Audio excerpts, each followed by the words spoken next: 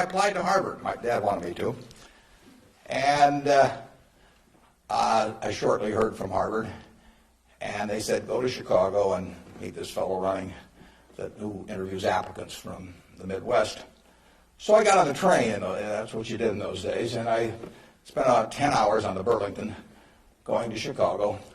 Then I transferred to another little interurban train to go up to this country day school where this fellow was the headmaster, and he was the big interviewer for Harvard.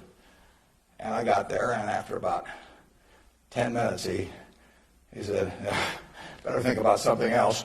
He come back later on. I was 19 at the time, and I looked about 12, and I acted about 8. It was not a great combination. So he said, forget it. So I took the little interurban train back to Chicago, and I took the 10-hour train back to Omaha, and all the time I'm thinking, what do I tell my parents? It's kind of embarrassing. But it was the luckiest thing that ever happened to me.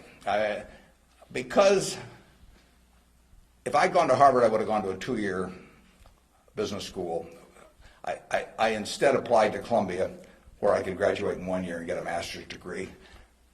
Luckily, that by the accident of it and being in the Nebraska National Guard, which did not get called up for the Korean War, I missed going in the Korean War.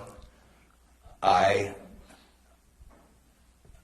got to meet Ben Graham, which had an enormous effect on me subsequently.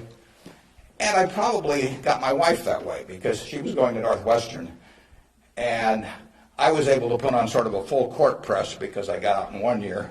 And otherwise, she'd have met some other guy. I mean, I got her before the competition showed up. And so it worked out wonderfully. It couldn't have worked out better. And that's been my life, basically. I mean, things, you will get some disappointments,